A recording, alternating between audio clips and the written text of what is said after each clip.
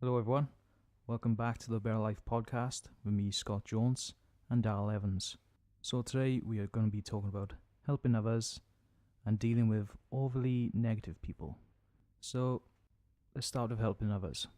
How would you go ahead of, helping people, Dar? Um, I tell you what I'd like to start with actually is speaking about the most famous person in the Western world. Do you know who that is? Oh, I'm not too sure actually. People are ringing to mind, but I can't pick one. Jesus. Jesus, yeah, that's a good one. Yeah, that would probably be the most popular figure in Western civilization. And what did Jesus do? He helped others, didn't he? He helped others, exactly. So because of that fact that he helped others, we we don't even know from a scientific point of view at least whether Jesus can be factually proven real or not. But the fact that he helped so many people, all the stories say that he helped so many people, has made him the most popular figure the Western world has ever known.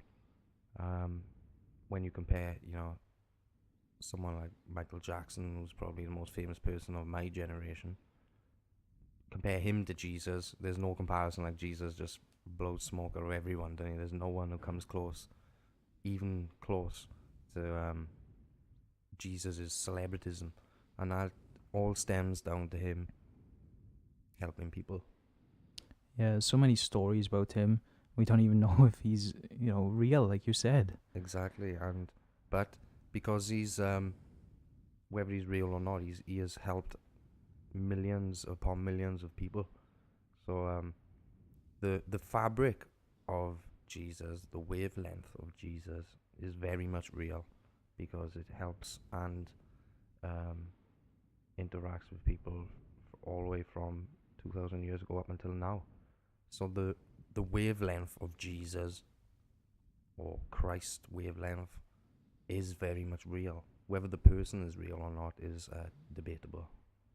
Yeah, so many great stories, and many have been inspired to, help others from learning about Jesus, from reading the Bible, from anything involving Jesus, more or less. Everyone's just been inspired to just go out and help their fellow man. It's so great to see, but I don't know, I think it's lacking today. Do you find it lacking, like people helping others? No, not in my personal life anyway. I see um, nothing but the opposite, really. I see the world becoming a more friendlier and more beautiful place. I think that we were on a bit of a rocky wavelength and a bit of a rocky path, perhaps, but I think now um, it's far more gentler and quieter than when I was a youngster running about. I mean, the trouble that we got into when we were young is nothing compared to the trouble that the youngsters get into now, and I think that's partly due to, or mostly due to the wavelength of the entire world. Like, the world seems to be settling down. There's no major wars, or no world wars at least. Like, there's conflicts going on, but at the time of this recording, I believe that there are only three conflicts of this war nature in the world happening at the moment. And I say only three because that's the lowest that it's ever been. Normally there are, up to half a dozen to a dozen concurrently wars going on around the world. But at the moment there's just three, and I'm sure that as we plow forward more into time, that that number will come down, and we will um, become a much more peaceful race. And helping others will naturally then become um, instinct. Yeah, and has Jesus helped you in any way then? No, I'm not particularly religious or anything, but I'm not blind to Jesus, and I'm not blind to the effect that he has had on people and still does on people. I, I, as I said, the wavelength of Jesus is very much real. It must be because it affects so many people. Whether he is actually real or not, again, is up for debate, and it's not a debate which I am interested in. I do think that the wavelength of Jesus and helping others is um, core to our civilization's progress, but um, no, Christianity hasn't really had a big impact on my life, no. And some people might get like offended by that because, you know, saying non-religious, some people take it to heart, but the fact that you're just admiring what he has done for people around the world, for, you know, everyone more or less, all the stories about him, that is just great, you know. Yeah, religion is a touchy subject, and a lot of people get, they put their feelings first, and that's their beliefs and all of that sort of thing. But that's fine. But in a modern civilization which we're in, our feelings generally come second, and we accompany. We be civil.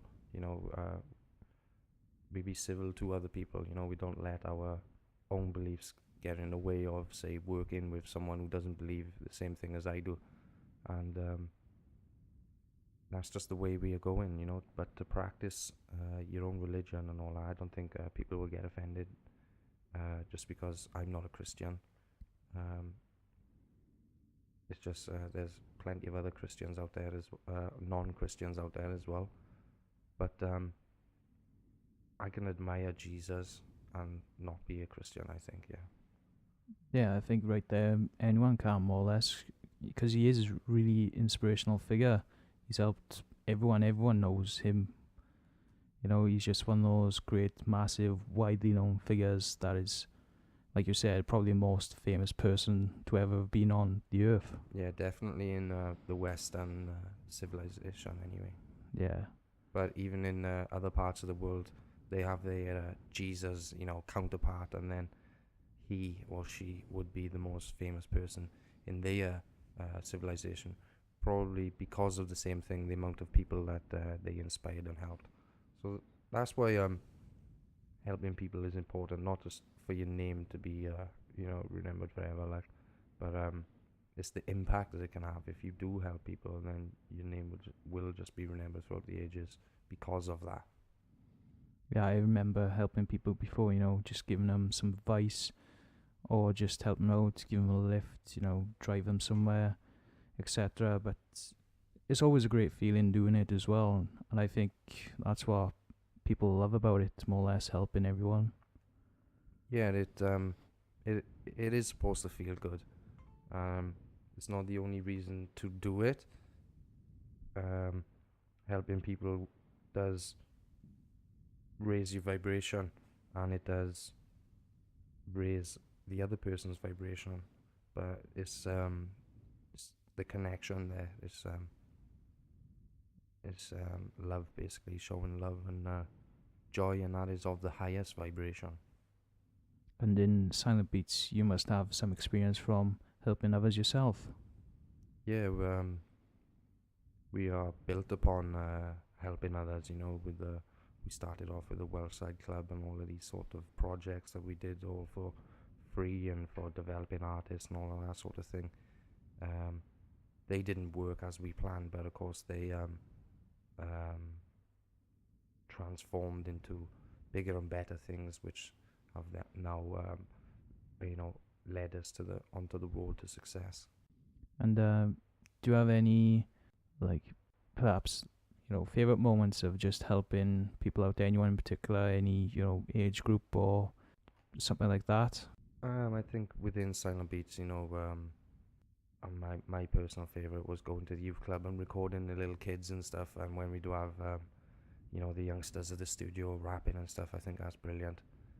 And of course, it is an outlet there for anyone to come and to record within our local area.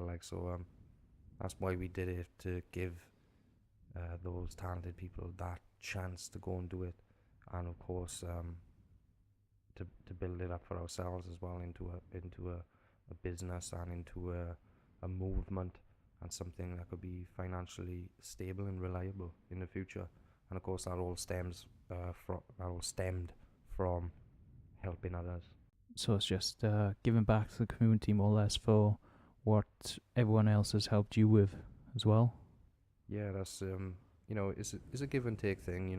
Sometimes you gotta take, sometimes you gotta give, but the more you give, you'll find that the more opportunities you have to take a little bit on for yourself. Like, Right, that's the end of episode 3. Tune in next week for the continuation of this episode.